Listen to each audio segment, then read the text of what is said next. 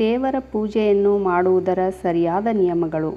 ದೇವರ ಪೂಜೆಯನ್ನು ಮಾಡುವುದರಿಂದ ನಮ್ಮ ಜೀವನದ ಎಲ್ಲ ರೀತಿಯಾದ ಅಡೆತಡೆಗಳು ದೂರಾಗುವುದು, ಸಂತೋಷ, ಸಂಪತ್ತು ಮತ್ತು ಸಮೃದ್ಧಿ ಬರುವುದು ಹಾಗೂ ಮರಣದ ನಂತರ ವ್ಯಕ್ತಿಯು ಸುಲಭವಾಗಿ ಮೋಕ್ಷವನ್ನು ಪಡೆದುಕೊಳ್ಳುವನು ಎನ್ನುವುದು ಭಕ್ತರ ನಂಬಿಕೆಯಾಗಿದೆ. ಆದರೆ ನಾವು ಯಾವಾಗಲೂ ದೇವರ ಪೂಜೆಯನ್ನು ವಿಧಿವಿಧಾನಗಳ ಪ್ರಕಾರ, ನಿಯಮಗಳ ಪ್ರಕಾರ ಮಾಡಬೇಕು ಎಂಬುದನ್ನು ಗಮನದಲ್ಲಿಟ್ಟುಕೊಳ್ಳಬೇಕು.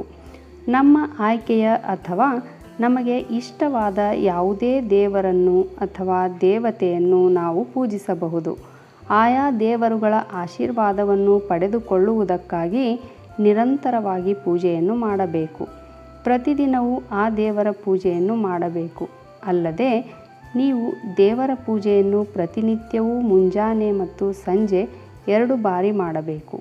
ನಿಮ್ಮ ಮನೆಯಲ್ಲಿನ ಪೂಜಾ ಸ್ಥಳದಲ್ಲಿ 15 ಇಂಚುಗಳಿಗಿಂತ ಕಡಿಮೆ ಗಾತ್ರವನ್ನು ಹೊಂದಿರುವ ದೇವರು ಮತ್ತು ದೇವತೆಗಳ ವಿಗ್ರಹಗಳನ್ನು ಇಟ್ಟುಕೊಳ್ಳುವುದು ತುಂಬಾ ಉತ್ತಮ.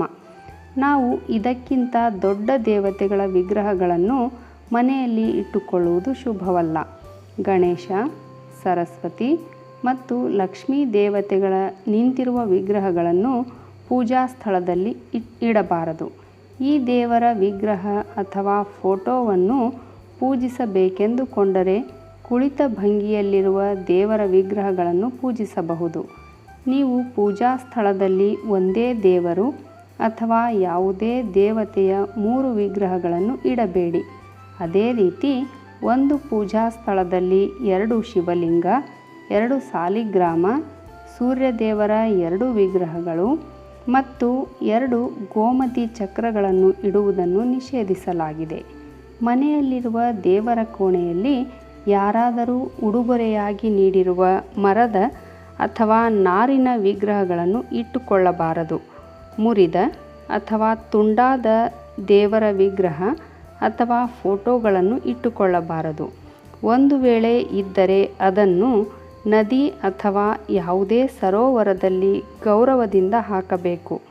ದೇವರ ಬಟ್ಟೆಗಳು, ಪರಿಕರಗಳು, ಪುಸ್ತಕಗಳು ಮತ್ತು ಇತರ ಪೂಜಾ ವಸ್ತುಗಳನ್ನು ನಿಮ್ಮ ಮನೆಯ ದೇವರ ಕೋಣೆಯ ಮೇಲೆ ಇಡುವುದು ಶುಭವಲ್ಲ ಎನ್ನುವ ನಂಬಿಕೆಯಿದೆ. ಇದರೊಂದಿಗೆ ನಾವು ನಮ್ಮ ಪಿತೃಗಳ ಅಂದರೆ ಕುಟುಂಬದಲ್ಲಿ ಮರಣ ಹೊಂದಿದ ಯಾವುದೇ ವ್ಯಕ್ತಿಯ ಫೋಟೋವನ್ನು ಕೂಡ ಇಡಬಾರದು. ಮನೆಯ ದೇವರ ಕೋಣೆ ಬಾಗಿಲು ಯಾವಾಗಲೂ ಮುಚ್ಚಿರಬೇಕು. ಬಾಗಿಲು ಇಲ್ಲದೇ ಇದ್ದರೆ ಪರದೆಯನ್ನು ಹಾಕಿ ಮುಚ್ಚಬೇಕು. ಪಂಚದೇವ ಎಂದು ಕರೆಯಲ್ಪಡುವ ಕನಿಷ್ಠ 5 ಹಿಂದೂ ದೇವರುಗಳಿಗೆ ನಿಮ್ಮ ದೈನಂದಿನ ಪ್ರಾರ್ಥನೆಗಳನ್ನು ಸಲ್ಲಿಸಿದಾಗ ಪೂಜೆ ಪೂರ್ಣಗೊಳ್ಳುತ್ತದೆ ಎಂಬುದು ಹಿಂದೂ ನಂಬಿಕೆಯಾಗಿದೆ. ನನ್ನ ಈ ವಿಡಿಯೋವನ್ನು ನೋಡಿದ ತಕ್ಷಣ ನನ್ನ ರತ್ನವಾಣಿ ಚಾನಲನ್ನು ಸಬ್ಸ್ಕ್ರೈಬ್ ಮಾಡಿಕೊಳ್ಳ್ರಿ. ಹಾಗೆ ಒಂದು ಲೈಕ್ ಕೊಡೋದ್ರ ಜೊತೆಗೆ ಹೆಚ್ಚು ಜನರಿಗೆ ಈ ವಿಡಿಯೋವನ್ನು ಶೇರ್ ಮಾಡಿರಿ. ಧನ್ಯವಾದಗಳು.